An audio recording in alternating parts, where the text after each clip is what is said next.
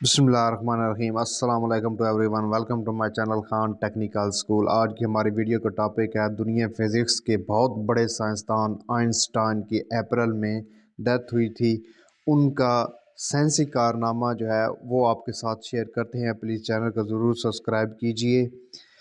आज से 68 ईयर्स कबल यानी 18 अप्रैल 1955 को दुनिया फिज़िक्स का बहुत बड़ा नाम आइंस्टाइन दुनिया फ़ानी से कूच कर गए थे।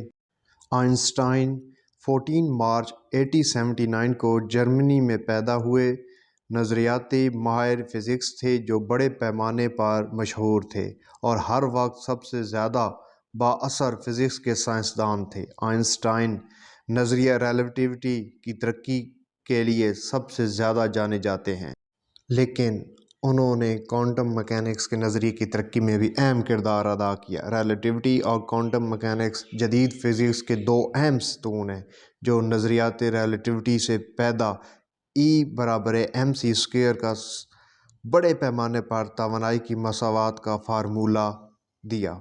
इसे दुनिया की सबसे मशहूर मसावात का नाम दिया गया। इनका काम साइंस के फ़लसफ़े पर असरअंदाज होने के लिए भी जाना जाता है। उन्हें फ़िज़िक्स का नोबल इनाम 1921 में दिया गया। नज़रियाती फ़िज़िक्स इनकी खिदमात और ख़ास तौर पर फ़ोटो इलेक्ट्रिक असर के क़वानीन की दरियाफ़्त के लिए क्वांटम थ्योरी की तरक्की में एक अहम कदम मिला।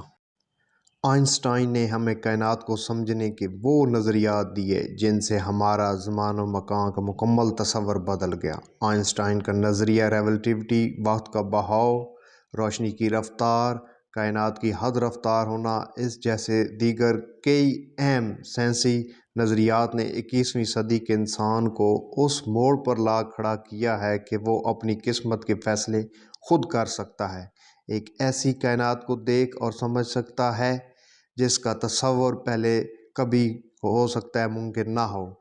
आज का इंसान अरूज आदम की मिसाल है जो एटमों को चीर रहा है और खलाओं की वसतों में सफ़र कर रहा है, मगर ये इंसान अपनी किस्मत का अमीन है।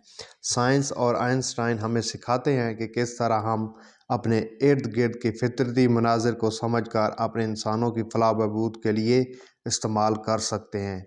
आजकल जो आप इस्तेमाल करते हैं गूगल मैप, आइंस्टाइन के नज़रिए की मदद से इतना एक्यूरेट काम करता है।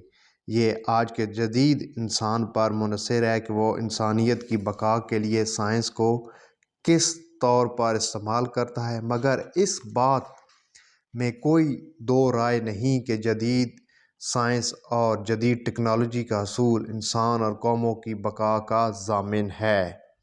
उम्मीद करता हूँ आपको आज की वीडियो का टॉपिक और वीडियो बहुत पसंद आई होगी। प्लीज़ चैनल को ज़रूर सब्सक्राइब कीजिएगा। आपकी इन्फॉर्मेशन के लिए ये चैनल बनाया गया है। मिलते हैं एक और इन्फॉर्मेटिव वीडियो के साथ, तब तक के लिए अल्लाह हाफ़िज़।